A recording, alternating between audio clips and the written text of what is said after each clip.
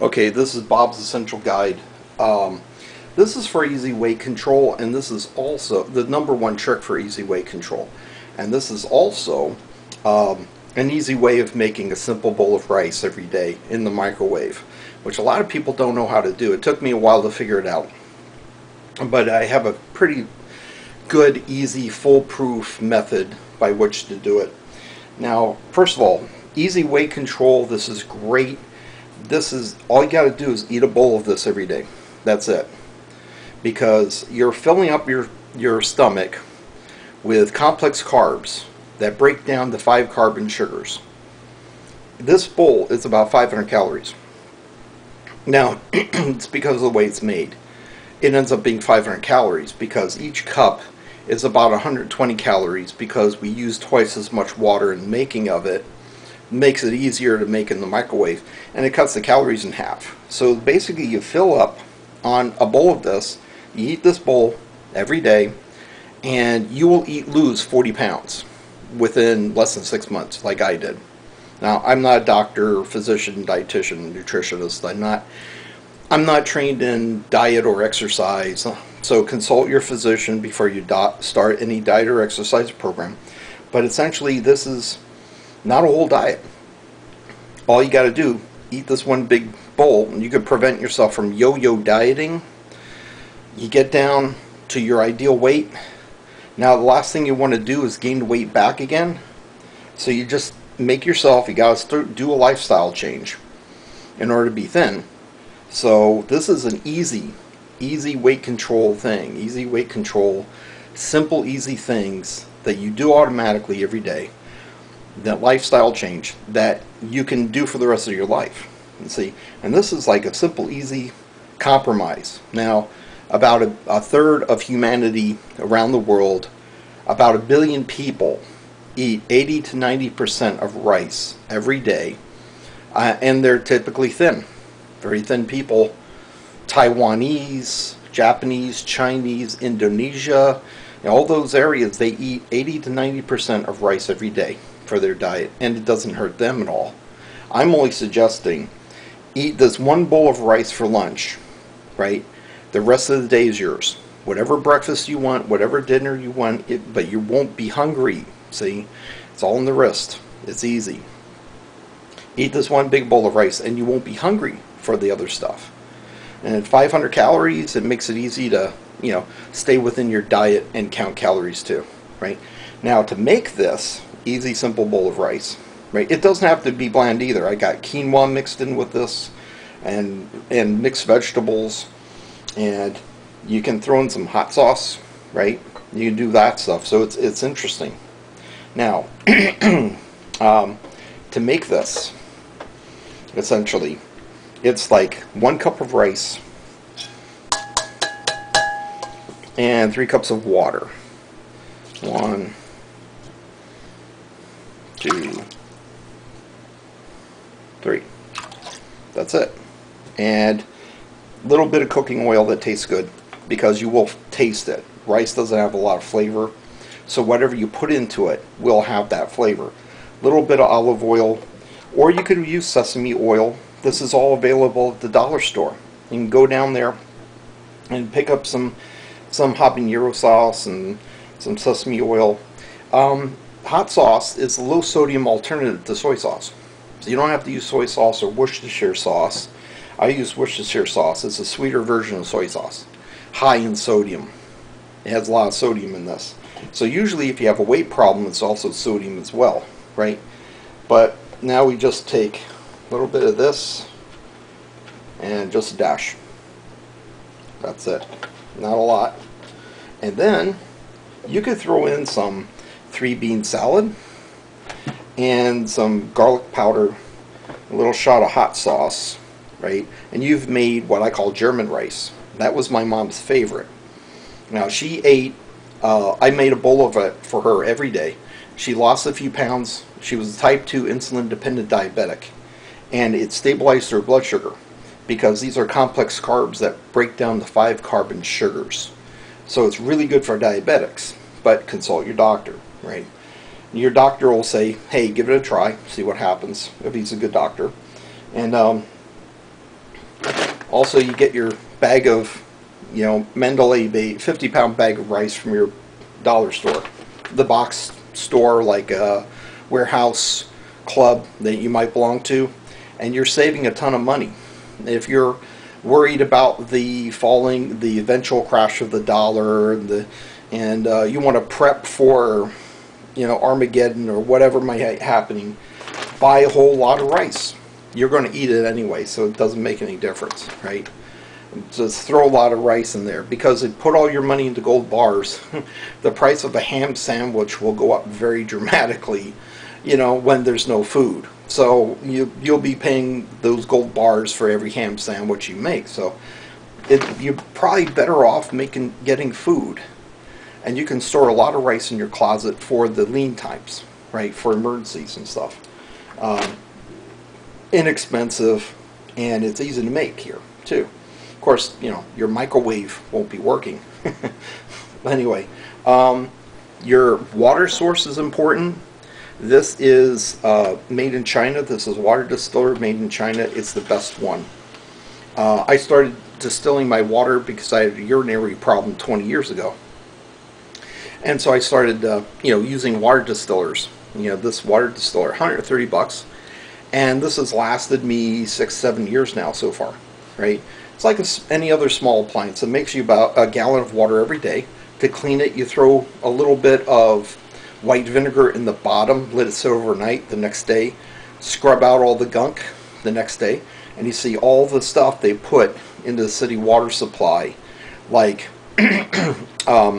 chlorine, fluoride, all these other chemicals. You'll see particles of dirt and chunks of metal, all kinds of stuff. So it's good to distill your water, but you get a water filter pitcher, because if you're in the country, the rice will taste like well water, or if you're in the city, the rice will taste like a rusty pipe. Okay, and so you want to filter your water, because the rice will have that flavor. Now, another thing about rice, you can mix it with raw hamburger and fry it up in a frying pan like a regular hamburger does. You won't taste the rice. It'll still taste like a hamburger, but it has less than half the fat.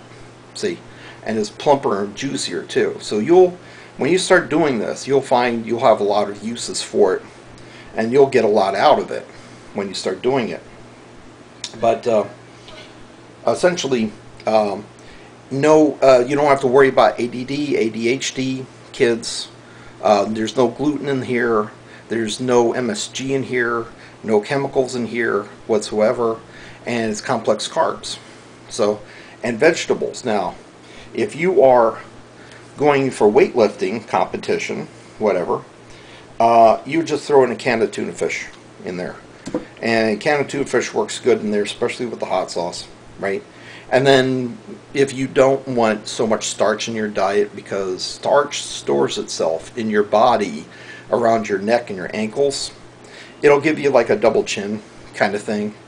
Your neck will be storing the carbs essentially. So, but you'll lose serious fat in the process. So, it's a good trade-off. This trick is based on the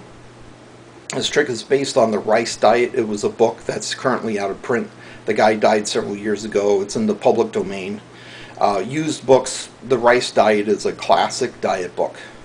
And so and people who are very thin around the world eat rice every day. So this is not a hard thing to do. Alright, okay. So yeah, let me put it in the microwave. Okay, now, just put this in the microwave, and we're going to set it for 20 minutes. Now, the way this breaks down is that a 2-quart casserole dish, and that's what that is, a 7 cup dish, right, which is almost 2 quarts. It's a pretty standard kind of casserole dish. You get that at the dollar store too, or any discount store, and it's almost 2 quarts, right? To make 1 quart of rice, which is 4 cups, you're going to make it into 2-quart casserole dish. So that's a 7-quart casserole dish, and we're going to heat that water takes 5 minutes, and rice has to be in hot boiling water for 10 minutes. See, So whatever volume you cook, could be huge, 10 quarts, 100 quarts, could be 500 gallons of rice, doesn't matter. It has to boil for 10 minutes. It has to be in hot boiling water for 10 minutes. So the time that changes is the amount of time it takes to get to the boiling point. So in this casserole dish, we've got basically 1 quart of rice in water. Well, 3 cups of water, 1 cup of rice. It takes 5 minutes to heat it up. If we throw in frozen vegetables, you add another 5 minutes, and it'll be 20 minutes to heat it up. Now, I threw in some frozen vegetables in this, so I'm going to set it for 20 minutes.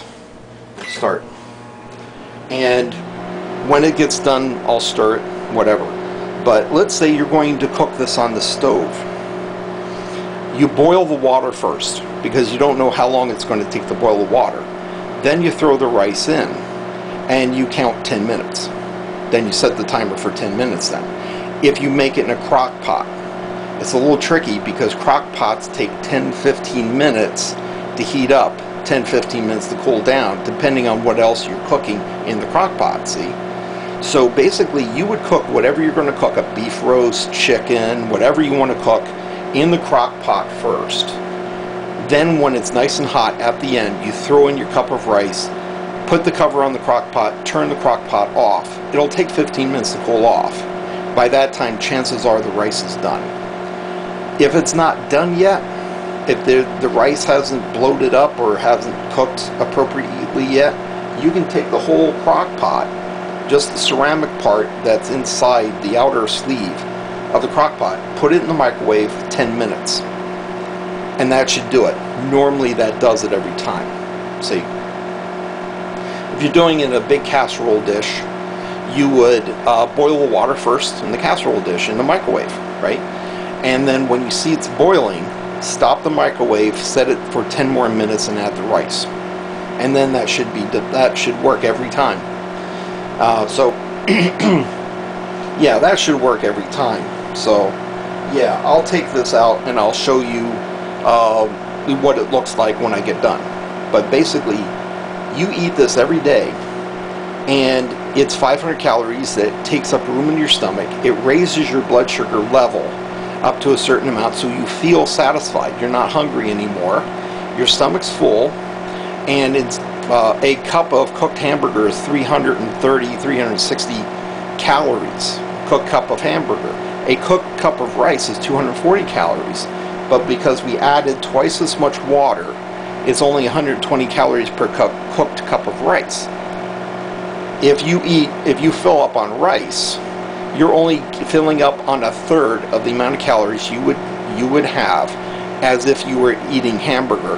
And hamburger doesn't have a lot of carbs, so it's not going to raise your blood sugar, so you're still going to be hungry and you're going to want to eat more. See? So you want to raise your blood sugar without spiking it, right? A soda added with sugar will spike your blood sugar and make you want to eat, because the sugar basically triggers something in your body, and your body's going to want to store fat. So you're going to get hungry for other stuff if you spike your blood sugar with straight sugar.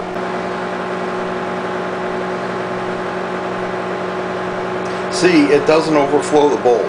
It's a 2-quart casserole dish, 1 quart of rice. It bubbles up, but it doesn't overflow it. Okay, so that's pretty much what it looks like. You don't have to worry about it. You don't even have to stop the microwave to stir it. You don't have to do that either, because you double the amount of water you would normally use to cook this. So as you can see, it's not that big of a deal.